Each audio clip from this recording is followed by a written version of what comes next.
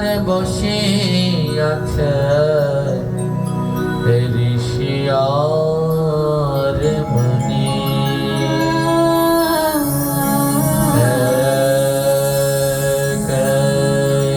করিছিল সুখদেব করিছে আলোচনা।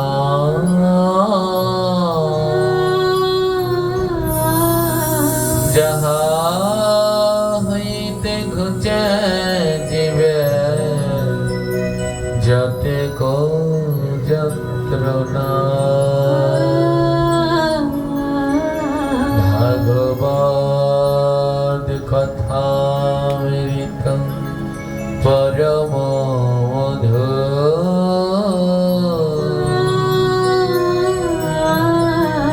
জয় জন করা শ্রবণ সেবর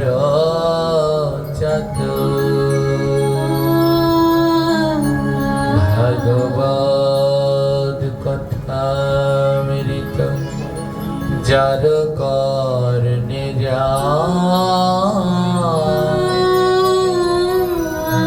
পুনরায় তার নাহি মনুষ্য জন্ম।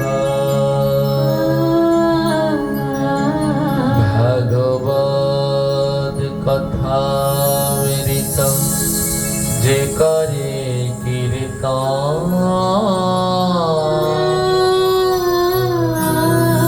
তাহার চরণ করে সহস্র প্রণাম।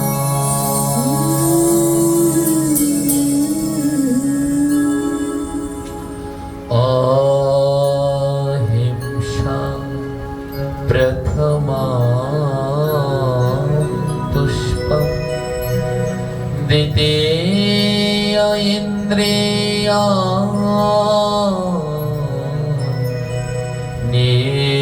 নিগ্রহঃ তৃতীয় দয়া পুষ্পম ক্ষমা পুষ্পম চতুর্থকম তপ পুষ্পম ধ্যান পুষ্পম জ্ঞান পুষ্পম সপ্তকম সত্যৈব চৈব অষ্টমম পুষ্পম এবে তুষ্ট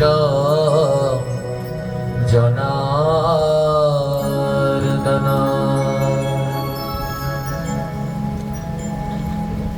ভাগবতের এই শ্লোক বললেন, কেউ যদি ভগবানকে সন্তুষ্ট করতে চাও, জনার্দনকে কেউ যদি সন্তুষ্ট করতে চাও, তাহলে ভগবানের চরণে 8টি পুষ্প দিতে হবে। কয়টি পুষ্প দিতে হবে? যদি বলবেন সবাই, কয়টা? 8টা। এই 8টা পুষ্প যদি গোবিন্দকে না দেয়, তাহলে সে যতই সাধনা করুক, যতই নাম করুক, যতই ভজন করুক, কোনদিন গোবিন্দ সে পায় না। কারণ এই 8টি পুষ্প হলো গোবিন্দের বড় প্রিয় পুষ্প। এই 8টা পুষ্প যতক্ষণ পর্যন্ত গোবিন্দকে না দেয়া হয়, সে কোনদিন গোবিন্দকে লাভ করতে পারে না। গোবিন্দের খুব প্রিয় ফুল হলো 8টি। মনে রাখবেন, গোবিন্দের প্রিয় ফুল কয়টি? 8টি। মনে থাকতে হবে, হ্যাঁ, আর বলতে হবে। যৎ শ্রবণম তৎ কীর্তনম নচেৎ কিঞ্চিৎ ফলপ্রদম। যৎ শ্রবণম, যেমনি শ্রবণ করবে, তৎ কীর্তনম, তেমনি কীর্তন করবে, নচেৎ, নইলে কিঞ্চিৎ ফলপ্রদম, এইটুকু পূর্ণ হবে না। তো গোবিন্দের প্রিয় ফুল কয়টি? সবাই বলুন, কয়টি? 2-1টা প্রিয় ফুলের নাম জানেন? গোবিন্দের প্রিয় কি কি ফুল আছে? 2-1টা নাম। একজনেও বলতে পারছেন না একটা দুটো ফুলের নাম? হ্যাঁ, এই যে একজন মাতাজি বলছে বক ফুল, হ্যাঁ পদ্ম ফুল, কত ধরনের ফুল আছে। একটু আগে বললাম রজনীগন্ধা, হ্যাঁ গৌরের প্রিয়। কিন্তু ভাগবত বলছে উল্টো কথা। ভাগবত ভগবানের 8টা প্রিয় ফুলের নাম বলেছে। বলি 8টা ফুল কি কি? ভাগবত বললেন অহিংসা প্রথম পুষ্পম। গোবিন্দকে পাওয়ার প্রথম ফুলটির নাম হলো অহিংসা। প্রথম ফুলটার নাম কি জোরে বলুন? আছে এই ফুলের গাছ আপনাদের বাড়িতে? নাই। এই ফুলের গাছ নেই এমন কোনো বাড়ি নেই। বাড়ি 2 প্রকার হয়, ঘর 2 প্রকার হয়। ওই কাঠ, টিন, ইট, বালু দিয়ে তৈরি করা ওটাও একটা ঘর, আর এই চামড়া, রক্ত, মাংস দিয়ে তৈরি করা এটাও একটা ঘর। হ্যাঁ, ওটাও বাড়ি আর এটাও বাড়ি। ওই বাড়িতে আমরা থাকি আর এই বাড়িতে আত্মা থাকে। কে থাকে? এই দেহ নামক বাড়ির মধ্যে কে থাকে? জোরে বলো। তাই অহিংসা নামক ফুলের গাছ সব বাড়িতেই আছে। গোবিন্দকে পেতে হলে গোবিন্দের চরণে যে ফুলটি দিতে হয় সেই ফুল 8টা ফুল দিতে হবে। কটা ফুল? তার প্রথম ফুলটার নাম হলো অহিংসা, অর্থাৎ কারো সাথে হিংসা করা যাবে না। এটা হলো গোবিন্দকে পাওয়ার প্রথম পুষ্প। এই পুষ্প মাটির গাছে ফোটে না, তবে মাটির দেহর মধ্যে ফোটে। এই দেহটা মাটি, এই দেহর মধ্যে ফোটাতে হবে অহিংসা নামক পুষ্প। কারোর সাথে হিংসা করা যাবে না। ক্ষমা মিলাবে। ভাগবত বলল এবে তুষ্টম জনার্দনম। এই 8টা ফুল দিলে জনার্দন তুষ্ট হয়। আমরা কয়জনে এই 8টা ফুল গোবিন্দকে দিতে পারলাম? প্রথম ফুলটার নাম কি জোরে বলেন? অহিংসা। কারোর সাথে হিংসা করা যাবে না।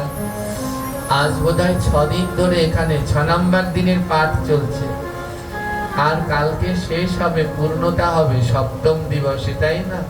7 দিন। আপনাদের খুব ভাগ্য ভালো। যতটুকু জানলাম একাদশীকে কেন্দ্র করে এই 7 দিন ব্যাপী ভাগবত পাঠ। কোন একাদশী? না সেই ভগবানের পরম প্রিয় একাদশী, শয়ন একাদশী। এই শয়ন একাদশীর প্রারম্ভে 7 দিন ব্যাপী ভাগবত পাঠ, আর একাদশীর দিন ভগবানের অষ্টকালীন লীলা কীর্তন আদি। কত ভাগ্য ভালো আপনারা। এমন খুবই কম হয়, খুব কম জায়গাতেই এমন হয়। কিন্তু আমাদের খুব সচেতন থাকতে হবে। যারা কৃষ্ণ মন্ত্রে দীক্ষিত, যারা মহাপ্রভুকে বিশ্বাস করেন, যারা ভাগবতকে বিশ্বাস করেন, একটু সচেতন থাকতে হবে। এই 6 দিন ধরে যদি ভাগবত শ্রবণ করে থাকেন, ভাগবতের শ্লোক বলল যদি গোবিন্দকে পেতে চাও তাহলে সবার আগে হিংসা ত্যাগ করো। এই 6 দিন ধরে যদি ভাগবত শ্রবণ করে থাকেন তাহলে এর মধ্যে যে কত হিংসা লুকিয়েছিল তা আমি বলেও শেষ করতে পারবো না। তার প্রমাণ এখানের একটা কাগজ, সেখানে একাদশী সম্বন্ধে লেখা আছে। আমি জানি এই 6 দিনে যারা যারা ছিলেন তাদের মধ্যে একজনের একাদশী নিয়ে এত জ্বালা যন্ত্রণা আছে, তার আর জ্বালা যন্ত্রণা নিয়ে শেষ নেই। কতজনার? তাই খুব সাবধান থাকতে হবে।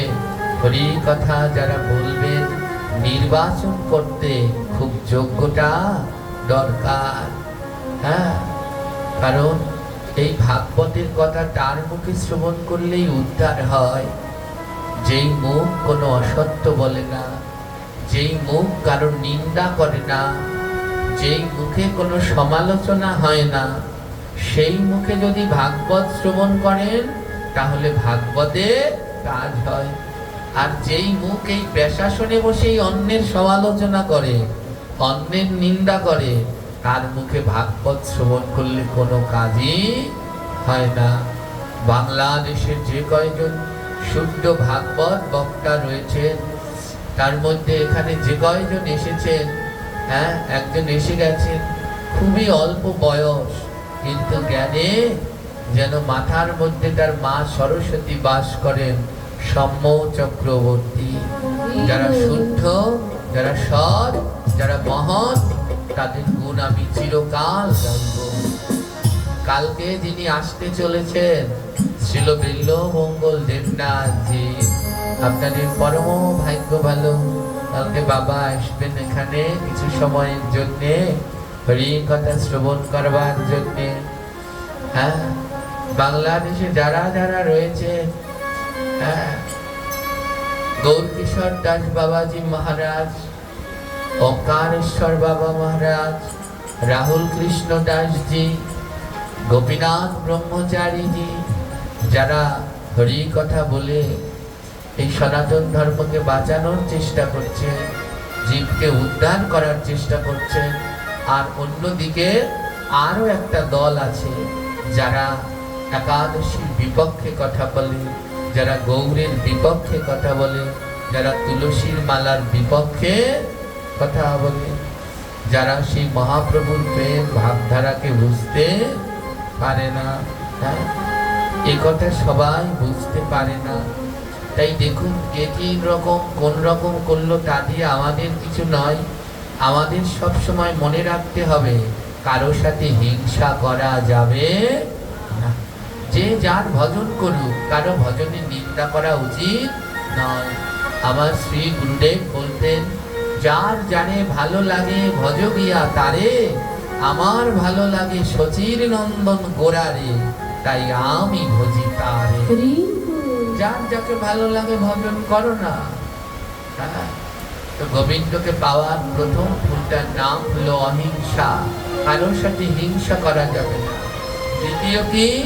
দ্বিতীয় ইন্দ্রিয় নিগ্রহ। গোবিন্দকে পাওয়ার দ্বিতীয় যে ফুল, তার নাম হলো ইন্দ্রিয় নিগ্রহ। ইন্দ্রিয় নিগ্রহ বোঝেন? আমাদের এই দেহের মধ্যে 10টা ইন্দ্রিয় আছে, 5 জ্ঞানেন্দ্রিয়, 5 কর্মেন্দ্রিয়। যেমন মুখ একটা ইন্দ্রিয়, এই মুখটাই কি চায়? সারাদিন খাই খাই খাই খাই করে, কিন্তু এই মুখটাকে সবাই জয় করতে পারে না। সাধন ভজন করতে হলে সবার আগে জয় করতে হবে নিজের মুখকে। আর নিজের মুখ যে জয় না করতে পারবে, তার আর সাধন ভজন হবে না। আমার প্রসাদ পাওয়ার, এই যে আপনাদের এখানে দেখছি লেখা আছে সবার জন্য প্রসাদের ব্যবস্থা। প্রসাদ পাওয়ার আগে একটা মন্ত্র বলতে হয়, আপনারা জানেন? বলেন, প্রতিদিন বলেন, প্রসাদ পাওয়ার আগে বলেন। এখানে একজনে বলেন, বলেন না? বড় দুঃখ। প্রসাদ পাওয়ার আগে প্রসাদের একটা মন্ত্র আছে, মন্ত্রটা বলে নিতে হয়। আর প্রসাদের মন্ত্র না বলে কেউ প্রসাদ গ্রহণ করলে তাতে পুণ্য তো দূরের কথা, বরং পাপ হয়। প্রসাদের মন্ত্রটা কি? মহাপ্রসাদে গোবিন্দে নাম ব্রহ্মণি বৈষ্ণবে কল্প পুণ্য বতন রজন তস্মৈব জায়তে শরীরয়া বিদ্যাজল জ্ঞানেন্দ্রিয় নাহিকল জীব ফেলে বিষয় সাগরে তাহার মধ্যে জিহ্বাজি লোভময় সুদূরপতি তাকে যে তা কঠিন সংসার কৃষ্ণ বড় দয়াময় করিবারে জিহ্বা জয় সপ্রসাদ অন্নয়মৃত দিল ভাই সেই অন্নয়মৃত পাও রাধা কৃষ্ণ গুণ গাও প্রেমে ডাকো শ্রীকৃষ্ণ চৈতন্য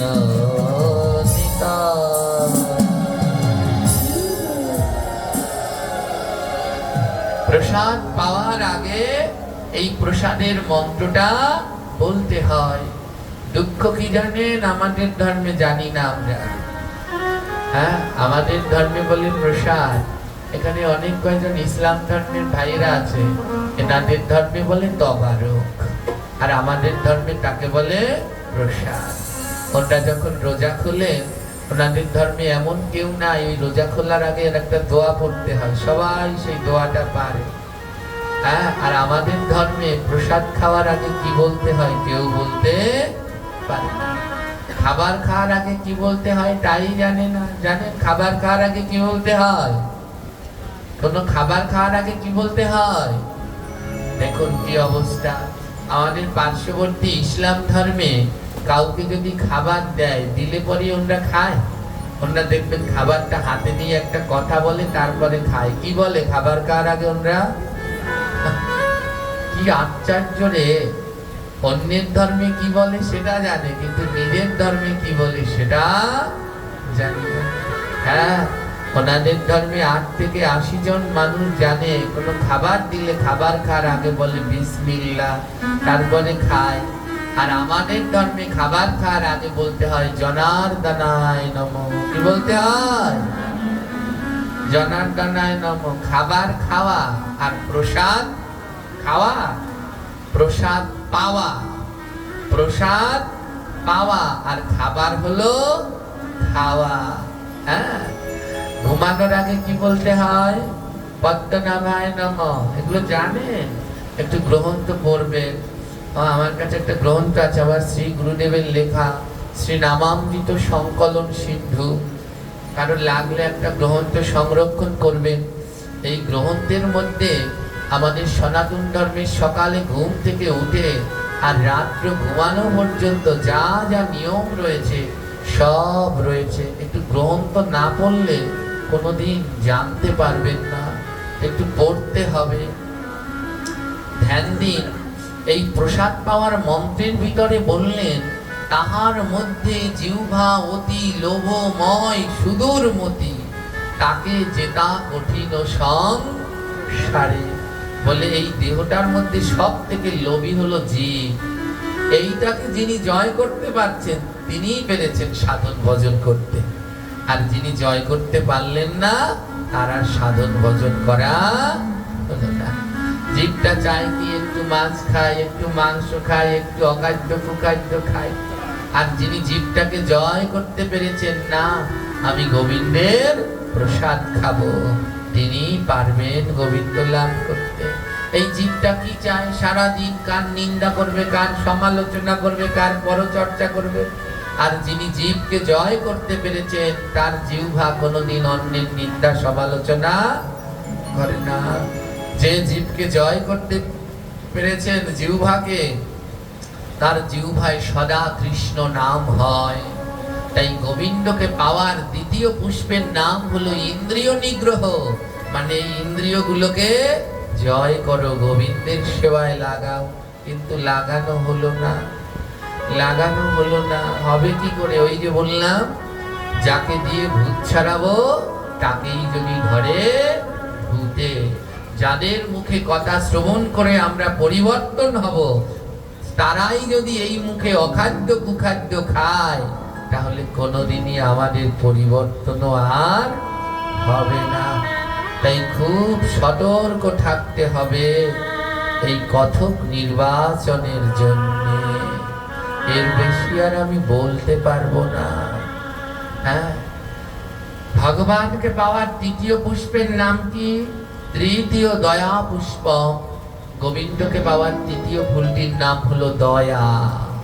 হ্যাঁ, এই ফুলগুলো কিন্তু কোনো গাছে ফুটবে না, দেহের মধ্যে ফোটাতে হবে দয়া। দয়া থাকতে হবে। সনাতন গোস্বামী মহাপ্রভুর কাছে গেলেন, প্রভু ধর্ম কিভাবে পালন করতে হয়? ধর্ম কি? মহাপ্রভু বললেন, ধর্ম তো কঠিন নয়। ধর্ম 3টা জিনিসের মধ্যে লুকানো। 3টি জিনিস পালন করো, তোমার ধর্ম করা হবে। আর এই 3টি জিনিস যদি তুমি না করতে পারো, তোমার ধর্ম হবে না।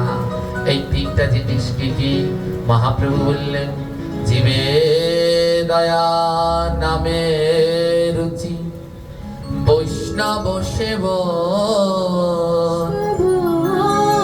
ইহা বিনা ধর্ম না। শোনো সনাতন।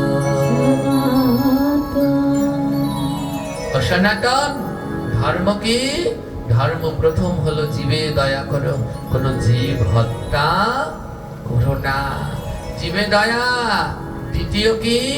নামে রুচি, অনাবরত কৃষ্ণ নাম করো, জপ করো, নাম করতে থাকো, নামে যেন রুচি হয়, কোনদিন নামে যেন অরুচি না হয়। বা মালা জপ করেন, এখানে কে কে মালা জপ করেন? হাত তুলুন। কয়জনে জপ করেন? কয়জনে? দেখুন কি ভয়ঙ্কর অবস্থা। হ্যাঁ, মায়েরা তো যে কয়জন আছে এই বন্যা বৃষ্টিতে টিকে, বাবারা একেবারে সব উড়ে চলে গেছে। বাবাদের মধ্যে কে 2 জন 3 জন হাত তুলেছেন, আর কারো হাত তুলেননি, অর্থাৎ মালা জপ করেন না। সবার উচিত মালা জপ করা। নাম ছাড়া কোনোদিন উদ্ধার হওয়া যাবে না। এই কলিযুগে কেউ যদি উদ্ধার করতে পারে, মুক্তি দিতে পারে, তাহলে সে নাম।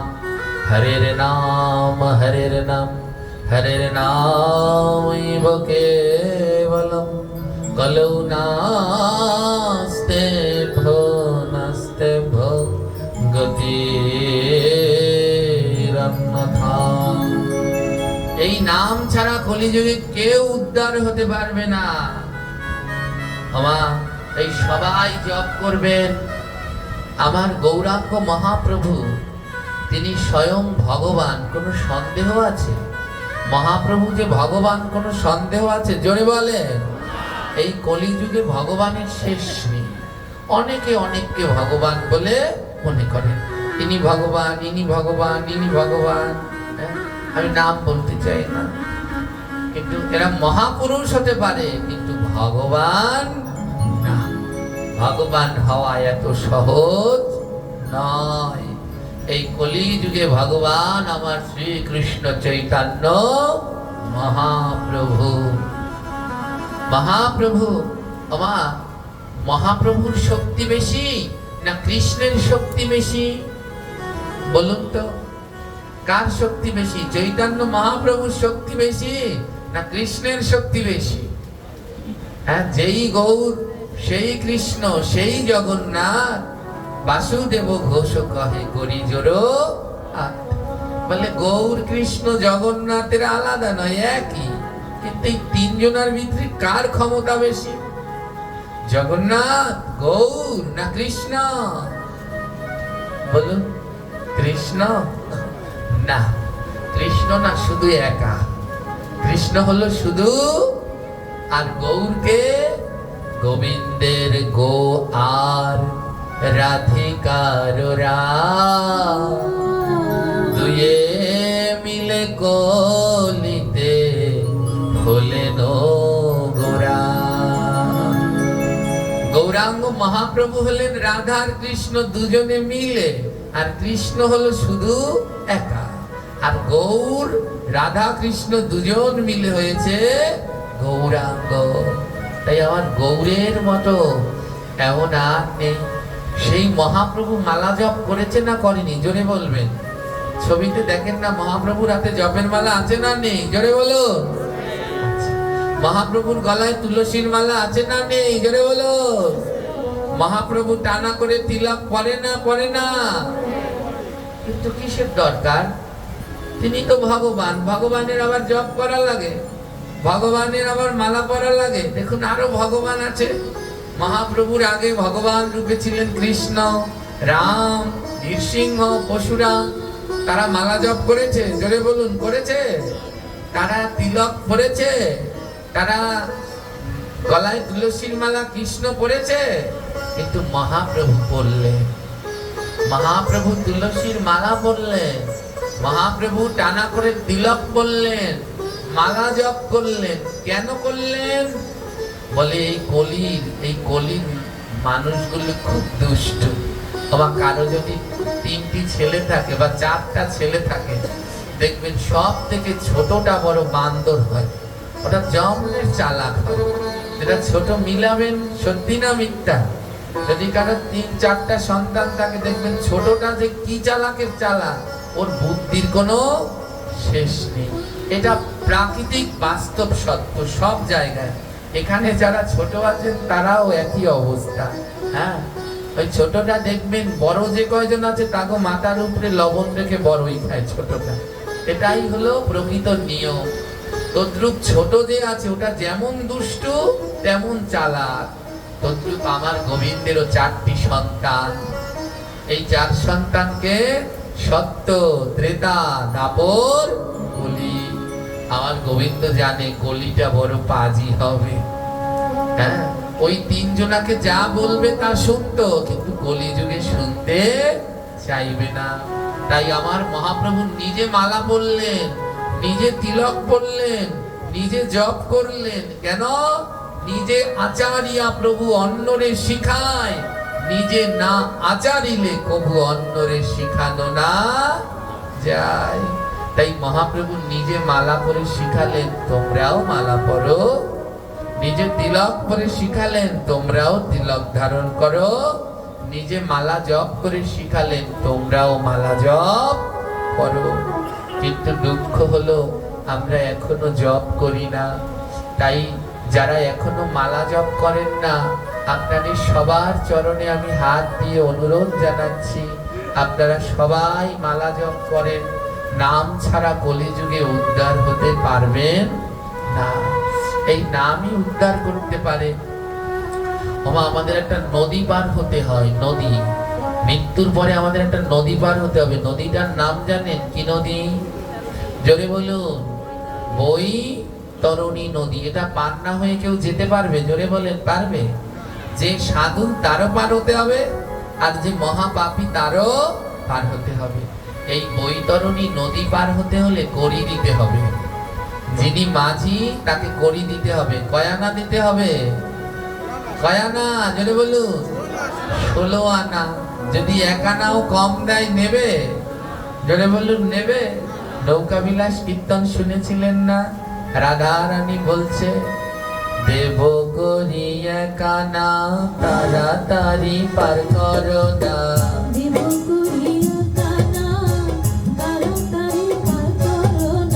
রাধা রানী বলছে 1 আনা দেবো, তাড়াতাড়ি পার করে দাও। আর কৃষ্ণ বলছে, আমি 1 আনা নেই না, কারণ আমি মাঝি। 1 আনা, 1 আনা নেই না।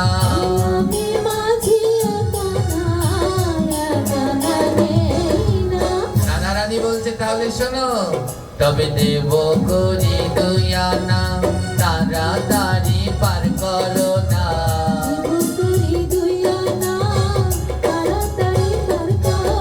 আর গোবিন্দ বলছে, আমি 2 আনা নেই না।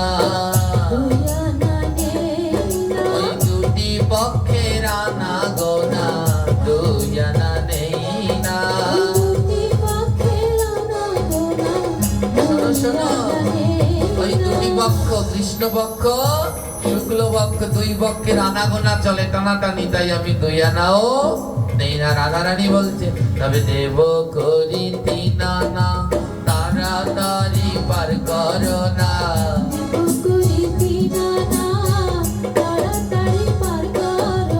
আমি 3 আনা নেই না, কারণ 3 গুণে ফল মেলে না। 3 আনা নেই না।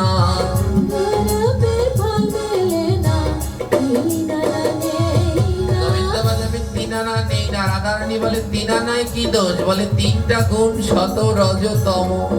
গীতায় গোবিন্দ বললেন, সেই আমার প্রকৃত ভক্ত, যিনি গুণাতীত, যিনি রজকে গুণ করে তমগুণে উঠেছে, যিনি তমকে গুণ করে শতগুণে উঠেছে, আর যিনি শতগুণকে অতিক্রম করে গুণাতীত হইতে পেরেছে, তিনিই হলেন আমার গোবিন্দের প্রকৃত ভক্ত। তাই দেব করে 4 আনা, তাড়াতাড়ি পার করো না।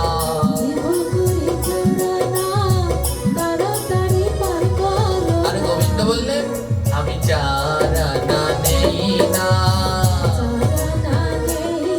ওই চতুর্বর্গে ফল মেলে না, 4 আনা নেই না।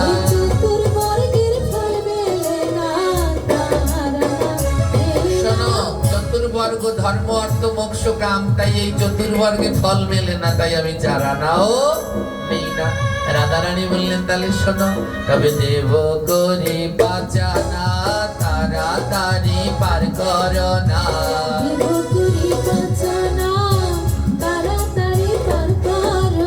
পাচানা নেই না, বলে পঞ্চভূতের আনাগোনা পাচানা নেই না।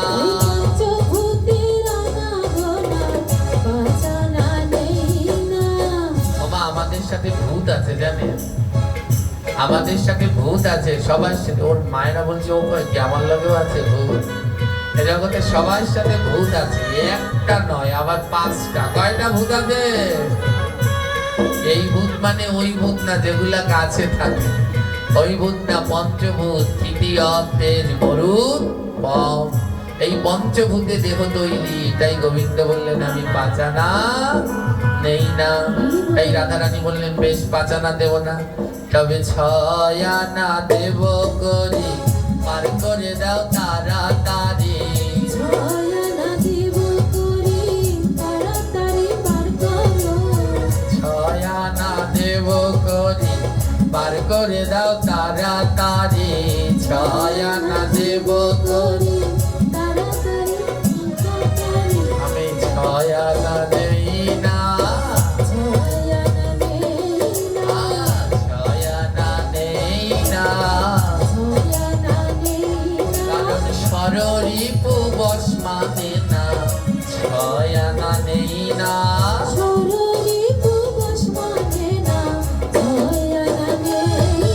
দেহের মধ্যে 6টা রিপু আছে, কাম ক্রোধ লোভ মোহ মদ মাৎসর্য।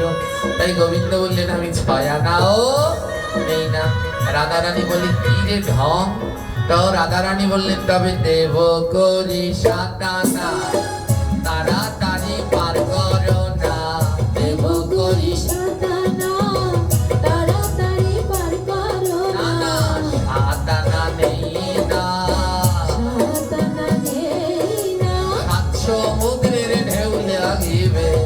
7 আনা নেই না, 7 সমুদ্রের ঢেউ লাগিবে।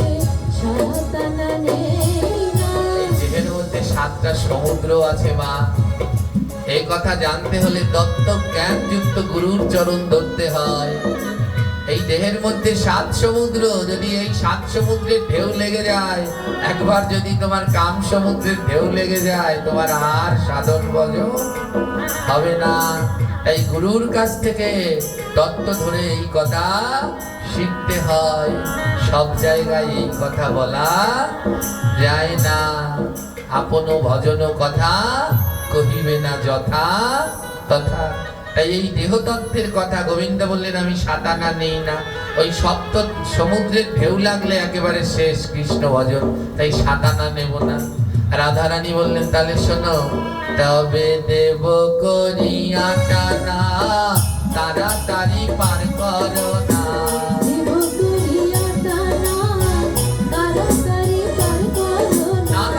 8 আনা নেই না। রাধারানী বলে 8 আনায় কি দোষ? আমার গোবিন্দ বললেন যদি প্রাণের টানে না টানে 8 আনা নেই না।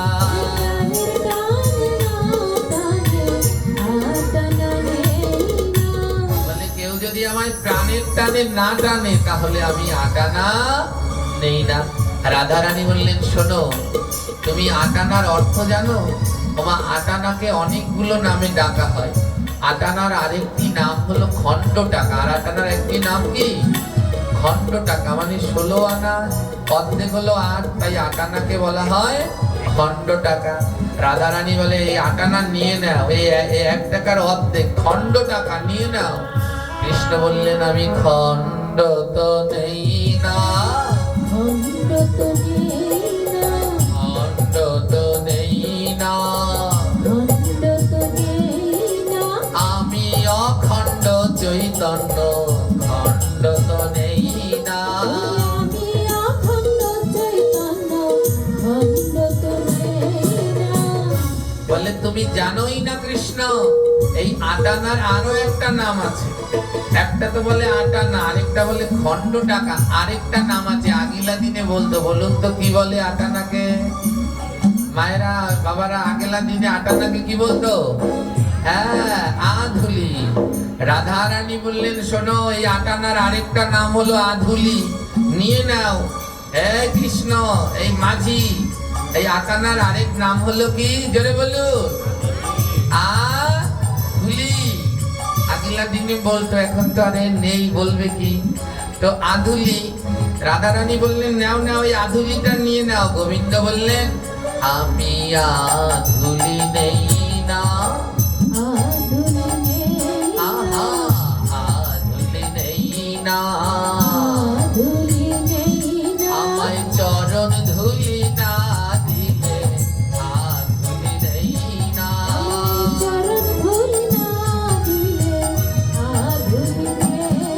আমায় চরণ ধুলি না দিলে আধুলি নেই না।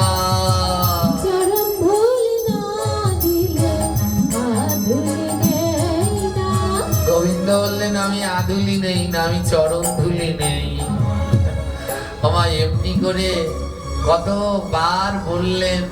যখন 10 আনা পর্যন্ত গোবিন্দ রাধা রানী গেলেন, তখন গোবিন্দ বললেন শোনো রাধে, এই 1 আনা 2 আনা 3 আনা করে কোনো লাভ নেই। একটা কাজ করো, 10-এ 6-এ যোগ করো, 16 আনা করো, 10-এ 6-এ যোগ করো,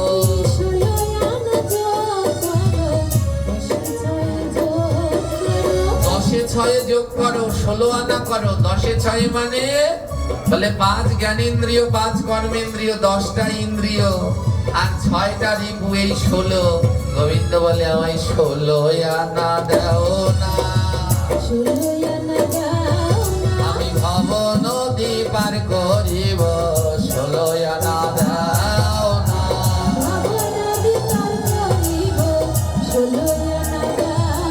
আমি ভব নদী পার করিব, 16 আনা দাও না।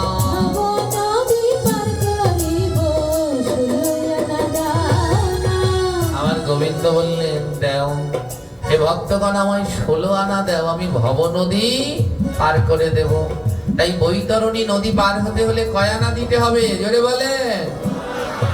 আমা যারা মালা জপ করে, মালার সামনের দিকে এই যে কয়টা পুঁতি ঝোলে, এটাকে কি মালা বলে জানেন? এটাকে কি বলে? জোরে বলে। সাক্ষী মালা। কি মালা বলে? এইখানে কয়টা গুটি থাকে? 16টা গুটি থাকে। কয়টা? হ্যাঁ, গুনে দেখবেন কয়টা গুটি? 16টা। যারা শুদ্ধ ভক্ত তারা প্রতিদিন 16 মালা জপ করে। কয় মালা জপ করে? এখানে 16টা গুটি কেন? একটা বেশিও নাই, একটা কমও নাই। বলে তারা পার হবে গো, যারা 16 মালা জপ করে তারা পার হবে গো।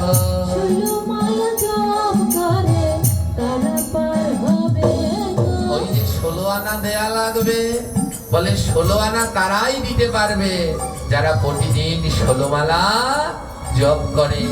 আমাদের শাস্ত্র অনুসারে নিয়ম প্রত্যেক মানুষকে প্রতিদিন 16 মালা জপ করতে, আর সেখানে এখনো আমরা জপের মালা ধরি নাই।